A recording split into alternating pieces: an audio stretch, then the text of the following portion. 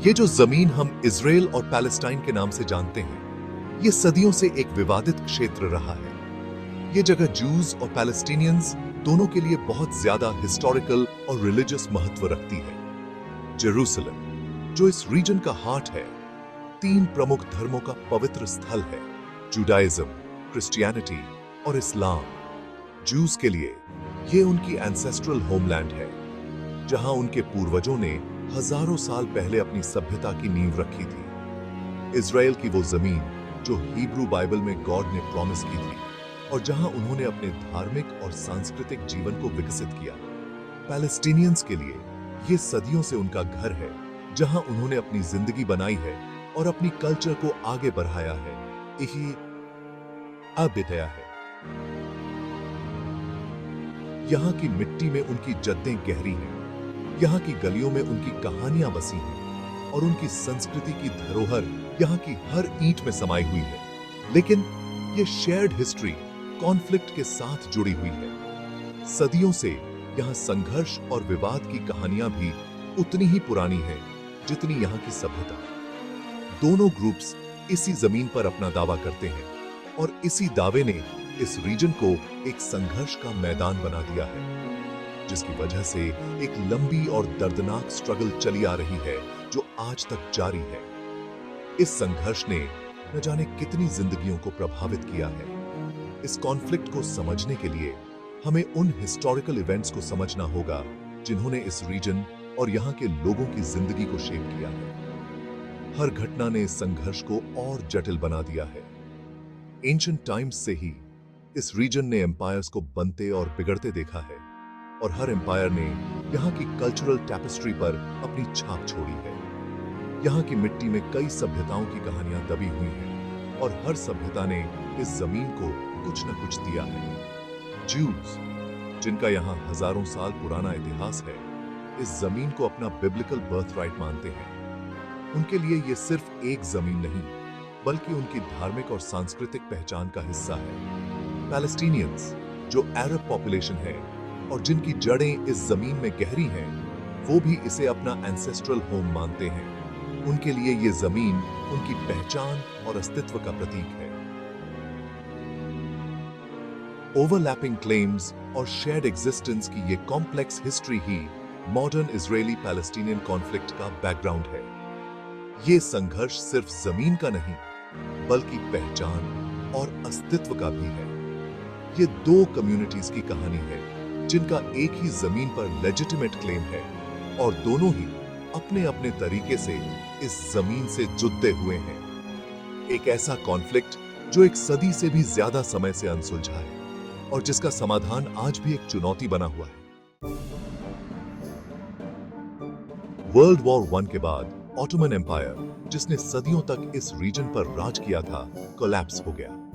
इस कोलैप्स ने middle east में एक पावर वैक्यूम पैदा कर दिया, जिससे कई नए जियोपॉलिटिकल डायनामिक्स उभरने लगे।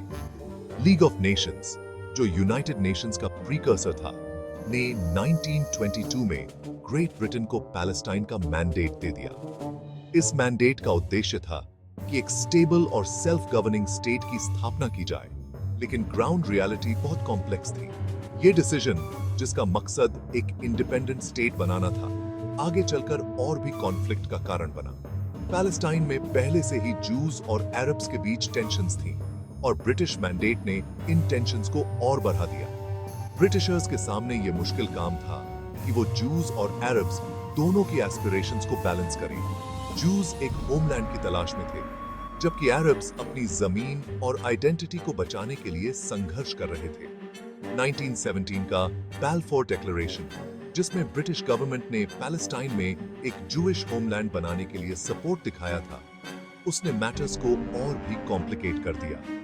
इस डिक्लेरेशन ने जूइश कम्युनिटी को एक नई उम्मीद दी, लेकिन अरब कम्युनिटी में असंतोष और भय पैदा कर दिया। ये डिक्लेरेशन हालांकि अपनी लैंग्वेज में वेग था, लेकिन ज़ायनिस्ट मूवमेंट ने इसे जूइश स्टेट के प्रॉमिस की तरह देखा।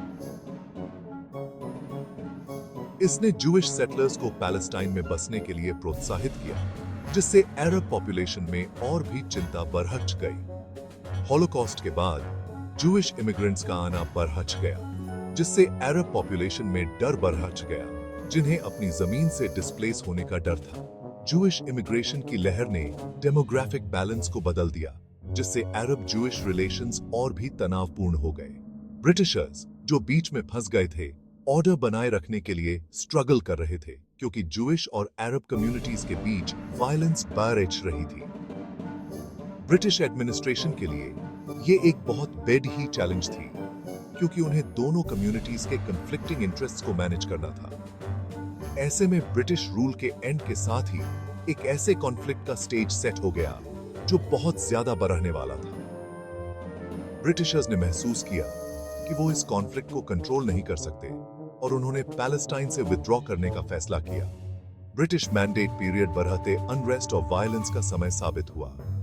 इस पीरियड में कई रायट्स और वायलेंट क्लैशेस हुए, जिसने रीजन को इंस्टेबिलिटी की ओर धकेल दिया। जूस और अरब्स के कंपीटिंग क्लेम्स और ब्रिटिश पॉलिसीज, जो एक साइड को दूसरे से ज्यादा फेवर करती हुई दिखाई देती थी, ने मिलकर एक ऐसा माहौल बना दिया जो बस फटने वाला था। ब्रिटिश पॉलिसीज ने दोनों कम्युनिटीज के बीच मिसट्रस्ट और रिजेंटमेंट को और बढ़ा दिया। इजराइल के बर्थ और पैलेस्टीनियंस के डिस्प्लेसमेंट की काउंटडाउन शुरू हो चुकी थी।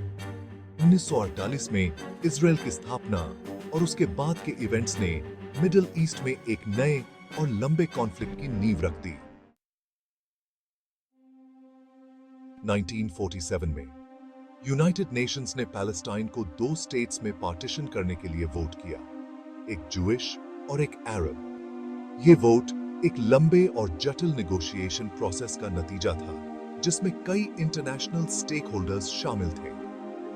ये प्लान हालांकि कॉन्फ्लिक्ट को सुलझाने के लिए बनाया गया था, लेकिन इसके कई पहलू विवादास्पद थे। कई लोगों ने इसे एक अस्थायी समाधान के रूप में देखा, जो स्थायी शांति नहीं ला सकता था। अरब लीडर्स ने तुरंत रिजेक्ट कर दिया, जिन्होंने इसे पैलेस्टीनियन राइट्स के साथ बिट्रेयल समझा। उनका मानना था कि यह प्लान उनके हिस्टोरिकल और कल्चरल क्लेम्स को नजरअंदाज करता है। पार्टीशन प्लान, जो कभी पूरी तरह इंप्लीमेंट नहीं हो पाया, कॉन्फ्लिक्ट में एक टर्निंग पॉइंट साबित हुआ।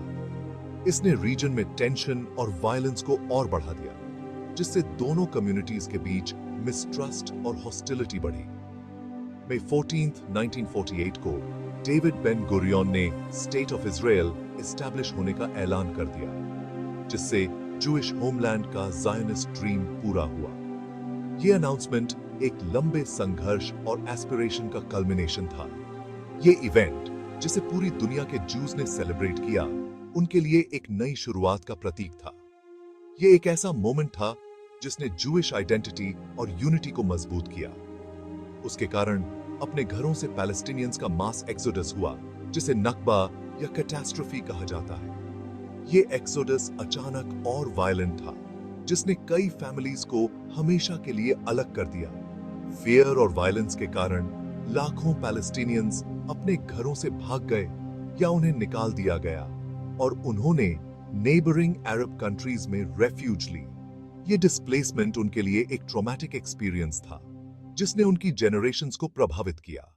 इस मास डिस्प्लेसमेंट के कारण एक रेफ्यूजी क्राइसिस पैदा हुई, जो आज तक जारी है, और ये क्राइसिस मिडिल ईस्ट की पॉलिटिक्स और सोसाइटी को डीपली प्रभावित करती है। लाखों पैलेस्टीनियंस अभी भी रेफ्यूजी कैंप्स में रह रहे हैं और अपने खोए हुए घरों को लौटने की ख्वाहिश रखते हैं। ये लॉन्गिंग उनकी आइडेंटिटी और स्ट्रगल का एक महत्वपूर्ण हिस्सा है। इजराइल का बर्थ हालांकि जूइश पीपल के लिए एक बहुत बड़ा ओकेजन था, लेकिन पैलेस्टीनियंस के लिए यह बहुत बड़ी कीमत पर आया। ये कॉन्ट्रास्टिंग इमोशंस आज भी रीजन की डायनामिक्स को शेप करते हैं।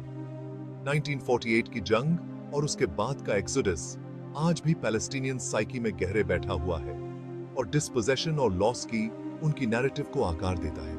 ये हिस्टोरिकल इवेंट्स आज भी उनके कलेक्टिव मेमोरी और आइडेंटिटी का हिस्सा हैं। ये हिस्टोरिकल इजरायली इंडिपेंडेंस के ऐलान के तुरंत बाद ही नेबरिंग अरब स्टेट्स के साथ जंग शुरू हो गई, जो एक जूइश स्टेट को एस्टैब्लिश होने से रोकने के लिए डिटरमिन्ड थे। इस कॉन्फ्लिक्ट को 1948 अरब इजरायली वॉर या वॉर ऑफ इंडिपेंडेंस कहा जाता है।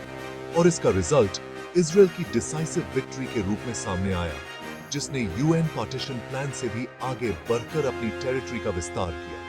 इस वॉर का रीजन के डेमोग्राफिक्स और पॉलिटिकल लैंडस्केप पर गहरा इंपैक्ट पड़ा। इजराइल एक सॉवरेन स्टेट के रूप में उभरा और उसकी विक्ट्री ने न्यूली एक्वायर्ड टेरिटरीज पर उसके कंट्रोल को और मजबूत कर दिया। हालांकि इस वॉर के कारण और भी पैलेस्टीनियंस डिस्प्लेस्ड हुए, जिससे रेफ्यूजी क्राइसिस और गहरा हो गई। 1948 की वॉर ने जमीन के डिवीजन को और मजबूत कर दिया और फ्यूचर कॉन्फ्लिक्ट्स के सीड्स बो दिए।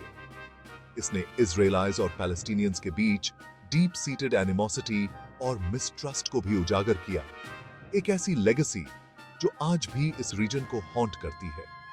यह वॉर आर्मिस्टिस एग्रीमेंट्स पर साइन होने के साथ खत्म हुई, लेकिन एक स्थायी पीस हाथ नहीं आई। यह कॉन्फ्लिक्ट एक इंट्रैक्टेबल स्ट्रगल में बदल गया, जिसमें 1948 के इवेंट्स ने दोनों पक्षों को गहरे जख्म दिए थे।